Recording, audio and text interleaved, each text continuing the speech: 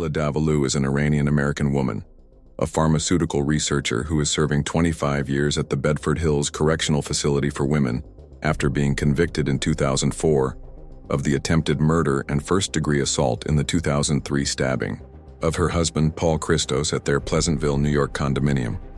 In 2012, she was convicted of first-degree murder in the 2002 stabbing death of her romantic rival, Lisa Raymundo, at her Stamford, Connecticut home.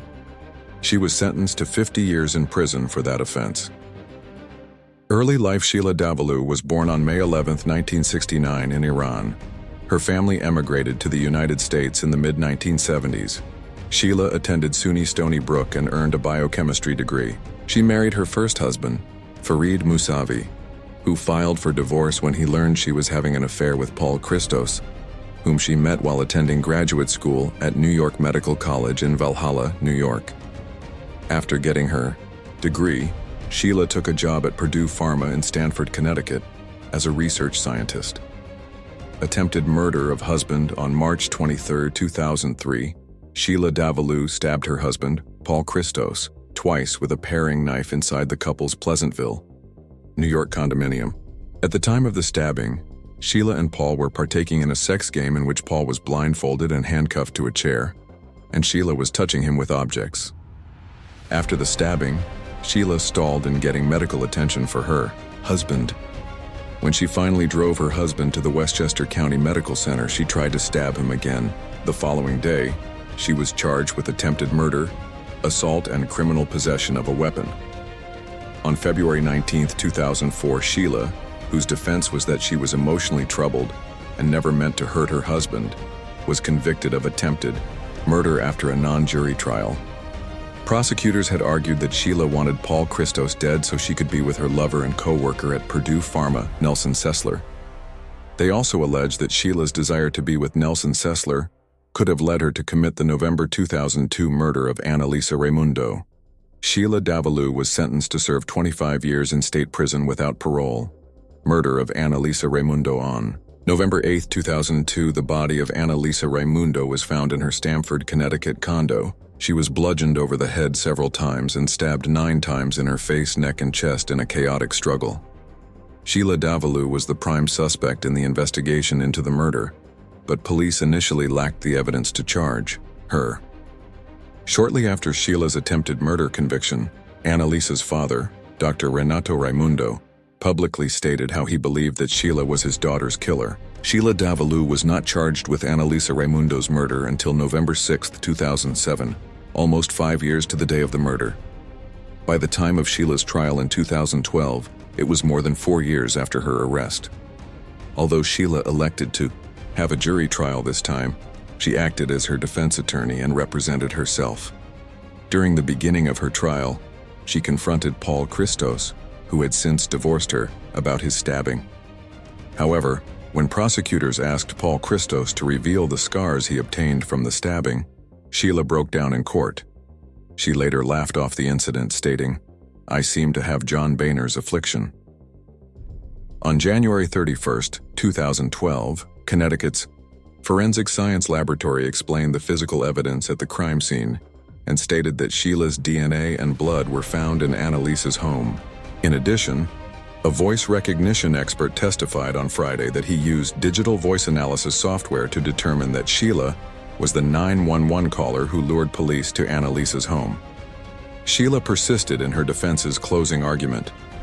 However, the voice recognition was only 68%. She stated, "They say Harry Connick Jr. and Frank Sinatra sound alike." She also said there was reasonable doubt due to the lack of a murder weapon and questionable DNA results. Sheila argued that a blue contact lens found in Lisa's hair pointed away from her as the killer, and cited a man and woman who were seen arguing in front of Lisa's apartment. While the prosecution demanded that the blood evidence on the sink handle in Lisa's bathroom explicitly pointed to Sheila, Sheila stated that there should have been more blood in her apartment due to the violent nature of the struggle. After jury deliberations, Sheila was convicted of first-degree murder in the death of Lisa Raymundo. She was sentenced to serve 50 years for the offense after she completed her sentence in New York for the attempted murder of her then-husband, Paul Christos. Davaloo was sentenced to 50 years for a 2002 murder. Sheila Davalloo, the former pharmaceutical researcher convicted of killing Lisa Raymundo in 2002, received a 50-year prison sentence Friday morning, a punishment that effectively keeps her behind bars for the rest of her life. Her total sentence ends in 2079. Davaloo, 42, must finish the remainder of a 25-year prison sentence in New York State for the attempted murder of her ex-husband in 2003 before she begins serving jail time in Connecticut for the Rayundo homicide.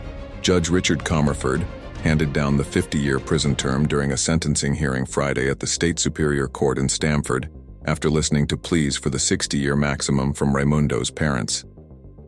Comerford, who presided over a 2-1-2-week trial earlier this year that ended with Davaloo's guilty verdict, described the murder as cold and calculated as he prepared to impose his sentence.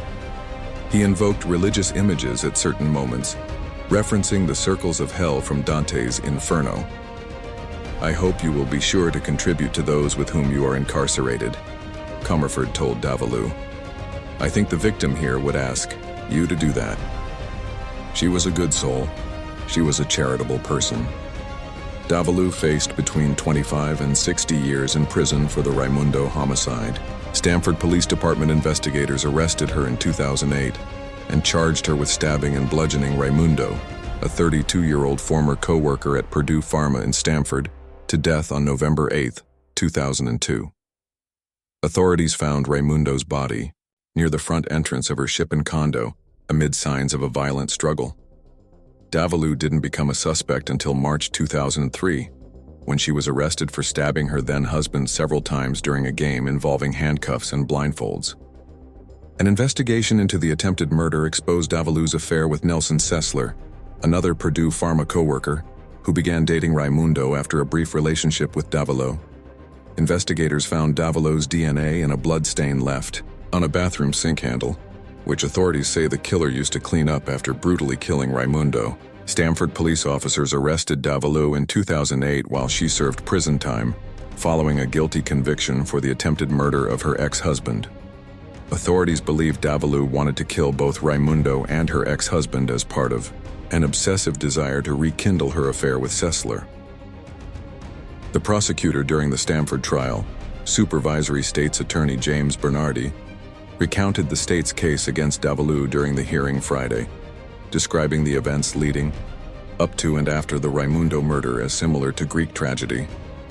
Witness by witness, it revealed a tale of obsessive vanity, Bernardi said of the trial. Public defender Barry Butler said Davaloo, who turns 43 next month, will be 60 when she begins serving the 50-year sentence. Even sentences closer to the 25-year minimum would have kept Davaloo incarcerated for the rest of her life. Davaloo represented herself during the trial, but chose to have Butler handle her affairs following the trial. "They are all life sentences," Butler said during the hearing. Butler argued for a sentence near the 25-year minimum. He cited Davaloo's troubled mental health history and the fact that even a light sentence would keep her incarcerated well into her 90s. Before receiving her sentence, Davaloo addressed the court and took several moments to thank everyone, from the judge to corrections officers to the jury that convicted her. Wearing a pink shirt and black pants, Davaloo spent the hearing without handcuffs until the judge imposed his sentence. "First and foremost, I'd like to thank God for giving me the strength and the courage to stand here today," Davaloo said. "It was hard to sit here and withstand those harsh words." Davaloo said she was troubled by hearing about how Raymundo's parents questioned their faith after their daughter's brutal murder. "I pray for them and hope that the punishment you hand down here today will give them closure and some kind of solace," she said. Before being led from the courtroom by judicial marshals, Davaloo asked Comerford to issue a temporary stay of execution of her sentence so she could work on an appeal of her verdict while in a Connecticut prison. Comerford denied the motion. Kelly Fado, a Greenwich resident who served on the jury that convicted Davaloo, returned to the courthouse Friday for the sentencing. Following closing arguments, the 12-person jury deliberated for a day and a half and returned with a guilty verdict. on February 10th after voting only once. The 50-year prison sentence satisfied Fado, she said. I sleep soundly at night with my decision, she said. It was not something taken lightly by anyone. Fado said jurors compared notes during deliberations and asked to hear testimony about the DNA analysis and a 911 call made from a fast food restaurant after the Rayundo homicide that alerted police to the crime. The caller told police she saw a man attack a woman in Raymundo's waterfront condo complex. During the trial, an expert witness testified that, based on voice recognition software, Davaloo made the 911 call. Fado said jurors did not consider the expert witness reliable, so they disregarded his testimony and made their own comparison. We made our judgment on that, Fado said. Fado said the DNA evidence was most persuasive in the state's case. She added that the 911 call was the nail in the coffin. Dr. Renato Raymundo and his wife Susan, also a doctor, read statements to the court during the sentencing, highlighting their deceased daughter's accomplishments and the void her death left in their lives. A gifted student, Lisa Raymundo earned an undergraduate degree from Harvard University and went to Columbia University for a master's degree. Renato Raymundo detailed the effect the brutal murder and the 10-year wait for justice had on his personality and his family. He needed medication, and he questioned his faith in God.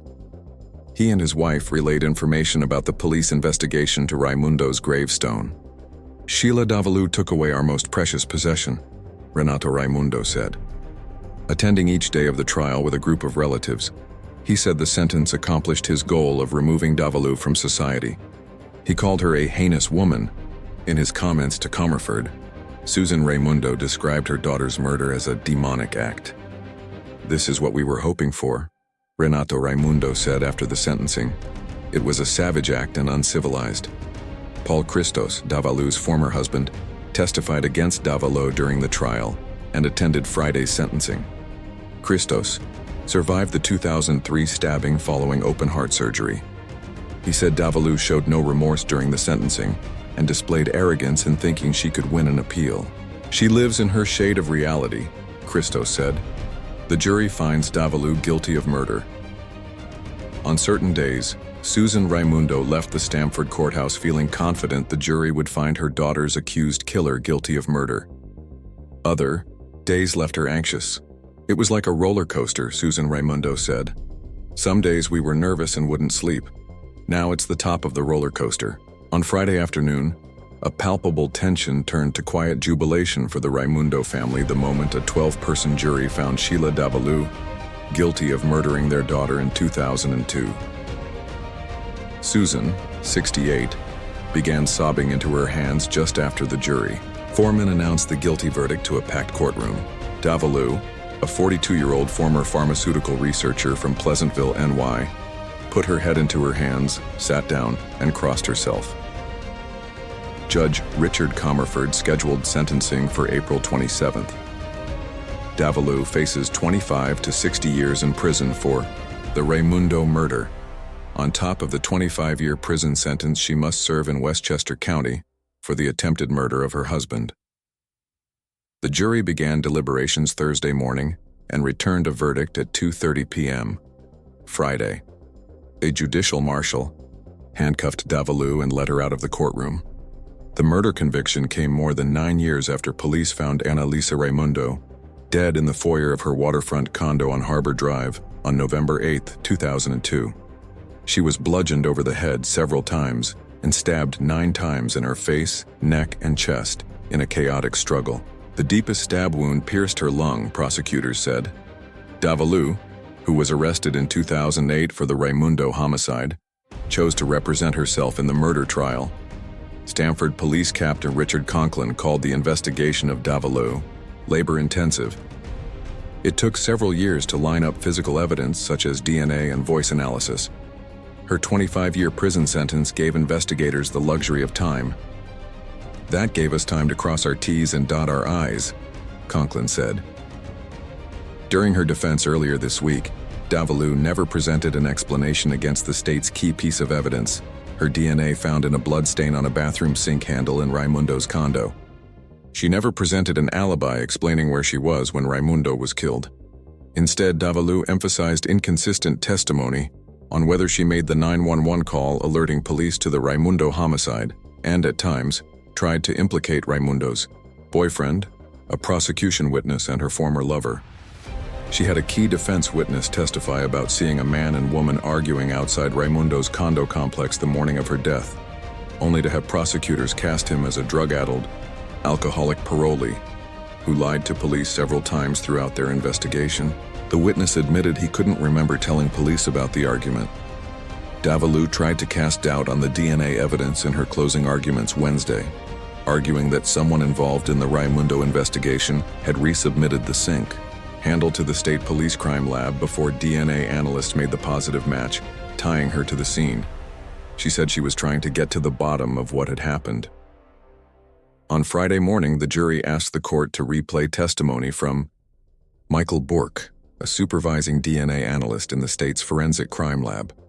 Bork testified the estimated frequency of someone other than Davaloo, leaving that DNA profile on the sink handle was 1 in 8.5 million.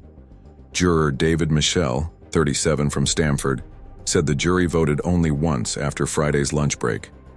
They reached a unanimous decision. "I was glad I served," Michelle said. "It was a difficult trial and a difficult decision. We were all happy with our decision." Michael said most jurors had questions about the case as deliberations began Thursday morning, but he declined to get more specific. Michael said that jurors pooled their notes and referred to evidence to eliminate questions they had before taking a vote. "All the jurors had some questions," Michelle said. "We went through all the jurors' questions at that time in the trial, so we reviewed the evidence in the exhibit and returned to what witnesses said." Jurors embraced Raymundo's parents outside the courthouse Friday afternoon. Susan Raymundo and her husband, Renato, 70, sat in the front row during the 2.5-week trial, never missing a witness or objection. At one point, they testified as prosecution witnesses, telling jurors about their 32-year-old daughter's last phone call and how they used to clean her shipping condo when they visited from Michigan or Florida a few times each year. "We got what we were asking for after all these years of suffering," Renato said. "It does not replace our beloved daughter Annalisa." Since Davaloo chose to represent herself during the trial, she introduced a personal element to her cross-examinations of her former husband and lover. Renato Raymundo said he felt Davaloo's goal was to confuse the jury. They watched as the prosecutor, Supervisory Assistant State's Attorney James Bernardi, called more than a dozen witnesses during 8 days of testimony beginning January 24th, and as he introduced more than 50 pieces of evidence. Through testimony from Davaloo's former husband, Paul Christos, and Raymundo's boyfriend, Nelson Cesler, the narrative of a workplace love triangle turned violent. Bernardi argued that an obsessive desire to rekindle an affair with Cesler, whom she dated behind Christos's back in 2001, drove her to kill Raymundo, her romantic rival. Cesler and Davaloo stopped dating in late 2001 as he grew more serious with Raymundo. Davaloo became a suspect in the Raymundo murder in March 2003, after she stabbed her husband twice during a game involving handcuffs and blindfolds.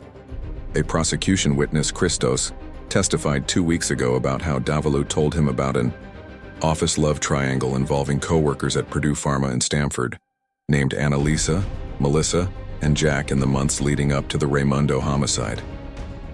Davaloo spoke about staking out Raymundo's condo to catch Jack cheating on Melissa and about breaking into her condo. She bought a lockpick kit and borrowed Christos's night vision goggles.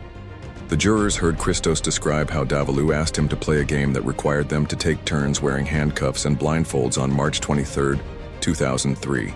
Davaloo stabbed him twice during the game, faked a 911 call, and stabbed him again outside a Westchester County hospital, nicking his heart. Christos survived after open-heart surgery. Davaloo was sentenced to 25 years in prison following a trial in 2004 for the attempted murder. Prosecutors said the same obsessive desire to be with Cesler drove Davaloo to stab her husband. Christos said he had to prepare himself to testify against Davaloo.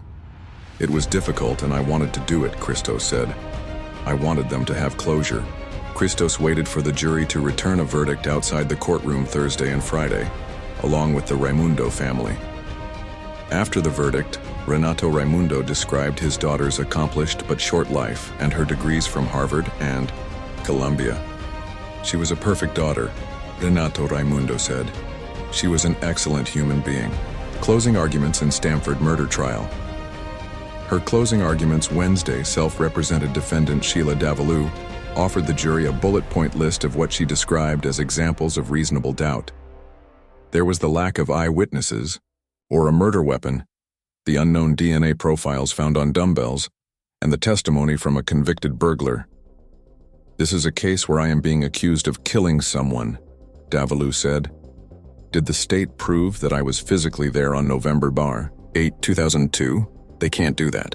Davaloo, a 42-year-old former pharmaceutical researcher from Pleasantville, NY, stands accused of fatally stabbing Lisa Raymundo more than 9 years ago because of what prosecutors call an obsessive desire to rekindle an affair with her boyfriend, Nelson Cesler, who worked with the two of them at Purdue Pharma in Stanford.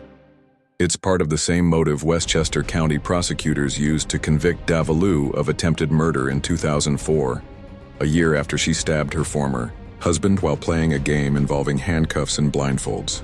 "They're claiming the motive was to have Mr. Cesler all for me," Davaloo said. Serving a 25-year prison sentence for trying to kill her husband, Davaloo chose to represent herself during the murder trial at the State Superior Court in Stamford, which ended Tuesday after more than 2 weeks of testimony. During her final arguments Wednesday, Davaloo emphasized the inconsistent testimony about whether she made the 911 call that brought police to Raymundo's waterfront condo on Harbor Drive, where they found the victim's body lying in her foyer amid a bloody crime scene that included signs of a chaotic struggle. The killer stabbed Raymundo 9 times in her chest, face, and neck and bludgeoned her over the head several times. A voice recognition expert testified earlier in the trial that digital voice analysis software determined Davaloo had made the 911 call based on a comparison with a recording of her voice. Davaloo said the expert could only make a 68% match between the 911 call and her voice. Several co-workers also testified that they could not recognize the voice on the 911 call. "They say Harry Connick Jr. and Frank Sinatra sound alike," Davaloo joked. Davaloo tried to cast doubt on the prosecution's most damaging piece of evidence, the blood sample found on a bathroom sink handle that contained DNA from both Davaloo and Raymundo. Prosecutors said they believe the killer used the sink to wash up after the murder. Davaloo said someone involved in the Raymundo investigation resubmitted the sink handle to the State Police Crime Lab before DNA analysts made the positive match, tying her to the scene. She said she was trying to get to the bottom of what had happened. Davaloo said that the sink handle was the only place at the crime scene where DNA was found. Using a marker and bulletin board, Davaloo spelled out several other examples favorable to her defense, including a blue contact lens in Raymundo's hair. "Neither she nor Raymundo wears blue contact lenses," she said. She played up the weight advantage Raymundo had over her and the testimony from defense witness Gary Riley. This 51-year-old parolee said he saw an argument between a man and woman outside Raymundo's complex the morning of her death. Davaloo told jurors she chose to represent herself so they could hear her voice. "By the mere fact I decided to represent myself in this case, the jury had ample opportunity to listen to my voice," Davaloo said. "I thought that was important."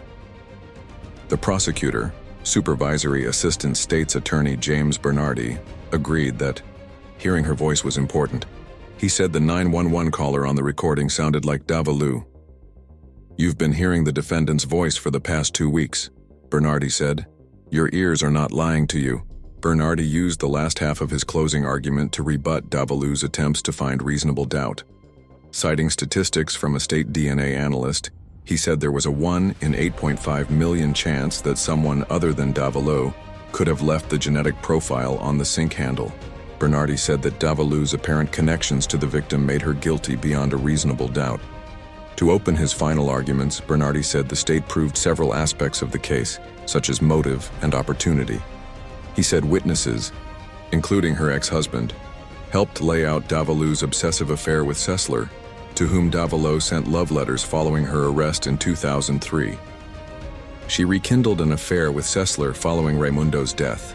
telling her husband to leave their apartment so her mentally ill brother could visit.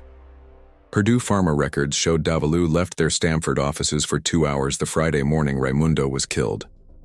Bernardi said Davaloo's former husband, Paul Christos, may have been gullible but still intelligent. Before his attempted murder in March 2003, Davaloo repeatedly discussed an office love triangle involving women named Annalisa and Melissa and a co-worker named Jack.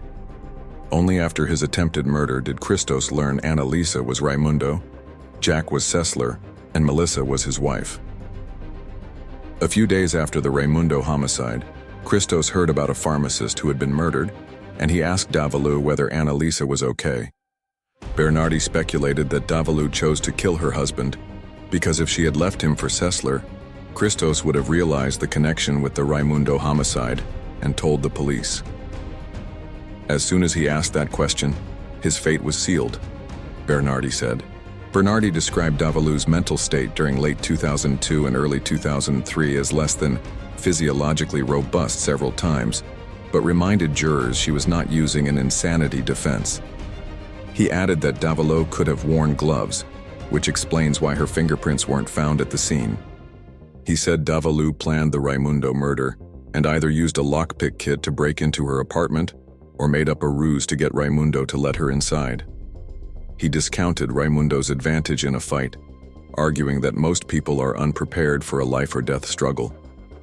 Citing testimony from his cross-examination of Riley on Tuesday, Bernardi described the witness as a drug-addled alcoholic who changed his story several times in a failed deal for his release from prison.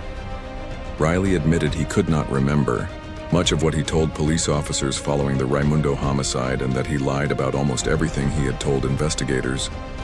Bernardi finished his arguments by advising jurors not to sympathize with Davaloo or Raymundo's parents, who have sat in the front row during the entire trial. He said to leave sympathy for the judge, who determines the punishment if they reach a guilty verdict. "Look, you're jurors," Bernardi said. "You're not parents. Sympathy is not for you. I'm confident your verdict will be guilty because, beyond a reasonable doubt, the evidence is overwhelming." Judge Richard Comerford said he plans to charge the jury on Thursday morning. The man at the center of the alleged love triangle testifies. Nelson Cesler, the third corner of a love triangle that prosecutors say led to the 2002 fatal stabbing of Annalisa Raymundo, finished testifying Thursday afternoon after prosecutors presented letters and recorded conversations between him and defendant Sheila Davalloo. The letters, coupled with testimony from Davaloo's 2004 trial for the attempted murder of her husband, helped Supervisory Assistant State's Attorney James Bernardi bolster his theory that Davaloo was obsessed with Cesler. In one letter, Davaloo said she had loved him. Others were signed with "Love Always." Cesler testified that their relationship never became that serious. "I had no idea she was obsessed," Cesler said. "We never had that kind of relationship where we shared the word love. It was completely left field for me." Davaloo, a 42-year-old, former pharmaceutical researcher from Pleasantville, NY, is representing herself in a murder trial at the State Superior Court in Stamford that began this Tuesday. Prosecutors allege she killed Raymundo to be with Cesler, with whom she had an affair the year before the November 8, 2002 homicide. Cesler stopped seeing Davaloo when he became more serious with Raymundo. He testified on Wednesday. Cesler said he and Davaloo ended their affair in the winter of 2001. He told Davaloo he was more interested in Raymundo, and Davaloo responded by describing their relationship as a summer fling. Cesler became Raymundo's live-in boyfriend by the latter half of 2002. That November, Raymundo was found dead in her Shippen apartment from 9 stab wounds and blunt head trauma. Cesler testified that Davaloo consoled him after Raymundo was killed and that they rekindled their affair. In March 2003, Davaloo was arrested for stabbing her husband 3 times. Cesler said Davaloo told him she was divorced and hid her husband's belongings when he came over. He learned she lived with her husband only after the stabbing. Phone records showed Davaloo called Cesler during the March 2003 assault. Cesler testified that she had invited him over for dinner that night. Davaloo sent Cesler 4 letters following her arrest for the attempted murder of her husband, Paul Christos, who testified on Tuesday and Wednesday. Bernardi introduced the letters as evidence Thursday and had a court clerk read them aloud. In one, Davaloo wrote that if she had known Cesler and Raymundo were living together, she would have acted differently. Maybe I would have called her and warned her about you. I would have felt sympathetic and not murderous. In another letter, she wrote about how the U.S. war in Iraq upset her and how she didn't believe in abortion because of a strong stance against killing. Davaloo wrote that her fear of blood kept her from going to medical school. Several of the letters ended with rambling poems. Cesler began recording conversations and telephone calls with Davaloo for the Stamford Police Department in the spring of 2003. One conversation took place in September 2003 at a since-closed fast food restaurant on Shippen Avenue. Prosecutors played the conversation aloud for the jury, and loud background noise from a busy restaurant drowned out the dialogue at specific points. Cesler said his instructions were to keep Davaloo talking and to set up a subsequent meeting. "Child, don't know why they haven't solved this mystery," Davaloo said during the conversation recorded at Duchess in 2003. During that recorded conversation, Cesler asked Davaloo when she last saw Raymundo. She said in an elevator at Purdue Pharma, in Stamford, where the three of them all once worked together. Cesler pressed Davaloo on secrets she kept from him, such as her husband and the events of November 8, 2002. "It would help me a lot to tell me what happened in the fall, so it's black and white and not gray," Cesler said. "That would make my life a lot more difficult," Davaloo said. During her cross-examination of Cesler, Davaloo focused on his whereabouts during the time Raymundo was murdered, between 10:34 a.m. and 12:13 p.m., November 8, 2002. Cesler testified, "He was at work throughout the day." Davaloo asked him whether there were other ways to get in and out of the Purdue Pharma building without swiping a key card. Cesler said there wasn't. Davaloo asked an accusatory question about injuries that Cesler denied having, and she quickly withdrew a question about Cesler changing his statements to police 4 times when Bernardi objected. "On the day of Ms. Raymundo's murder, you had a swollen red knuckle, swollen cheek, and scratches on your back, correct?" Davaloo said. "Not to my knowledge," Cesler replied. Davaloo asked why Cesler kept her name from Stamford police investigators when they interrogated him the night of Raymundo's homicide, and several more times after that. Cesler said he gave police the names of 2 former girlfriends who had mental health issues. He said he didn't tell them about Davaloo because she didn't show any signs of instability. "I didn't want you to go through the ordeal I'd gone through," he said.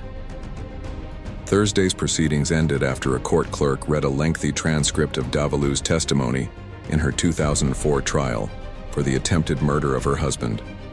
She was convicted in that trial and is serving a 25-year prison sentence. The evidence detailed in the Davaloo trial, prosecutors on Tuesday introduced nearly 50 pieces of crime scene evidence from the condo in which Lisa Raymundo was found stabbed to death in 2002, including bloodstains and men's clothes found in a bathroom.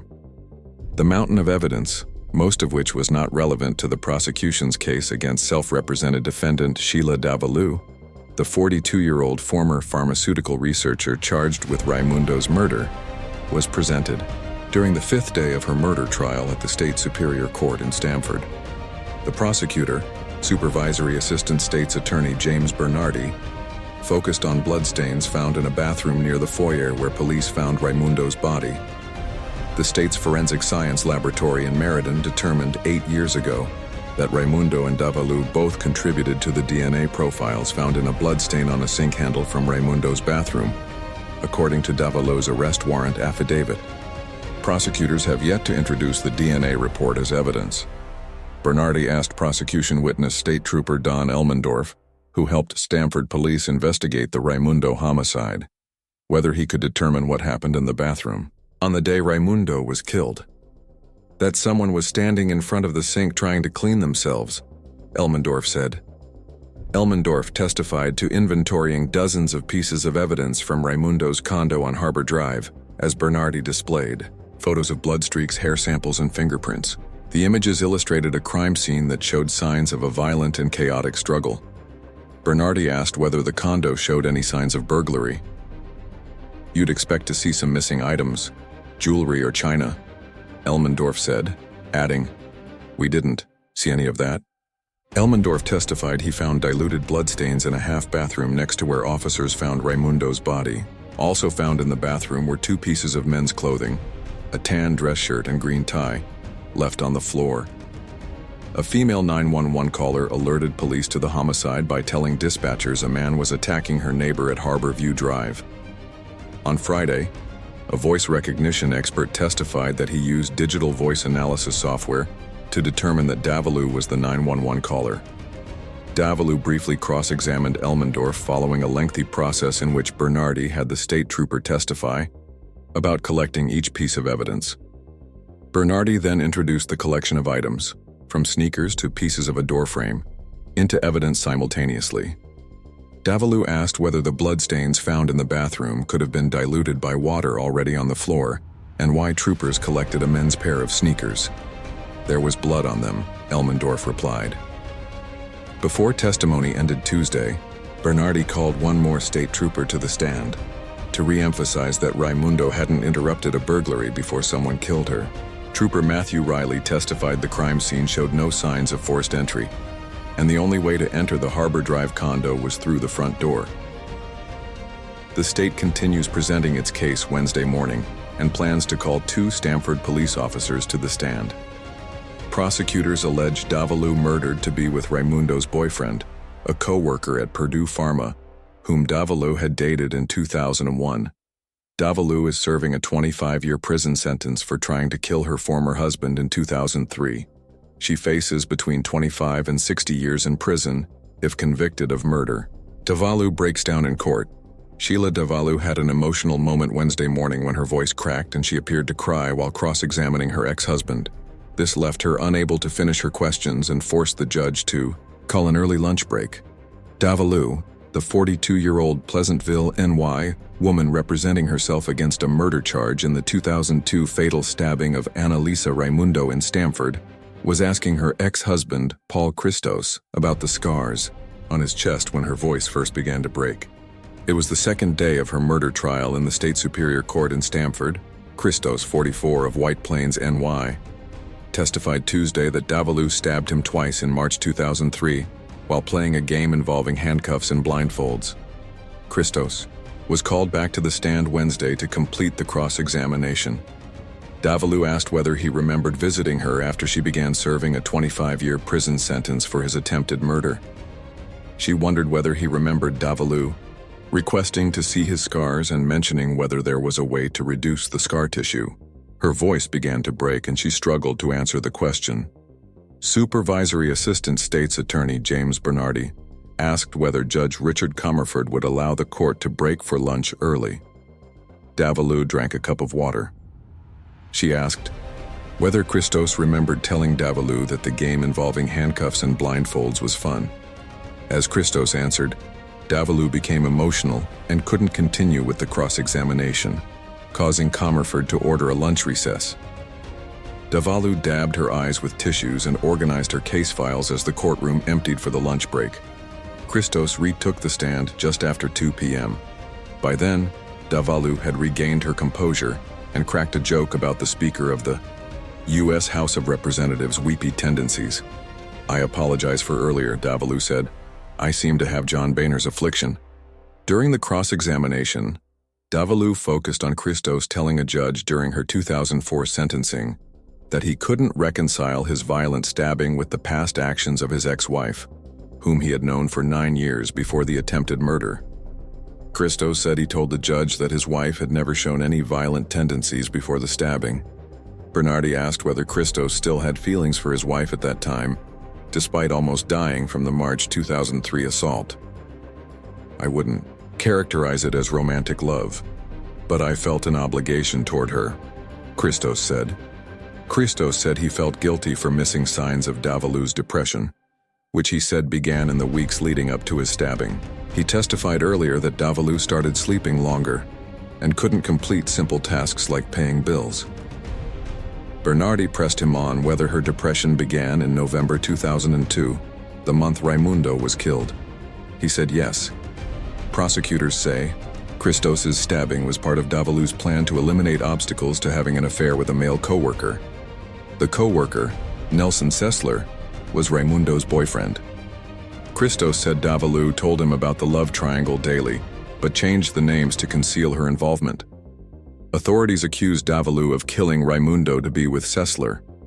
Raymundo was found dead on November 8, 2002, inside her Shippen condo with multiple stab wounds and blunt head trauma. The state's chief medical examiner, H. Wayne Carver II, testified Wednesday morning on behalf of a pathologist who performed Raymundo's autopsy, but died before the trial. Carver read from his deceased colleague's reports as Bernardi displayed graphic photos of Raymundo's dead body, whose chest, face, and neck were marked with several stab wounds. Carver said Raymundo was stabbed 9 times. One stab wound reached the back of her lung. She also suffered several blows to the head. Davaloo asked Carver to surmise her height and weight, an attempt to emphasize the size advantage Raymundo had over Davaloo in a struggle. She pointed out that 7 of the 9 stab wounds left a pattern consistent with a single-edged knife. She questioned Carver whether that meant a double-edged blade, a different weapon, could have caused the other 2 wounds. It's a different pattern, but in my opinion it's not definitive that 2 weapons were involved, Carver said. Cesler took the stand Wednesday afternoon and described his affair with Davaloo. He met her in the summer of 2001 after getting a job with Purdue Pharma in Stamford. Davaloo told him she was divorced, Cesler said. He also met Raymundo around the same time. He and Davaloo began having sex, but they ended their physical relationship as Cesler became more serious with Raymundo. In late 2002, after Raymundo got a job in New Jersey, he began to spend most days and nights at her condo on Harbor Drive in Stamford. He recounted coming home from work on November 8, 2002, to a crime scene at Raymundo's condo. During an interrogation, later that night, police accused him of killing Raymundo, but investigators eventually ruled him out as a suspect.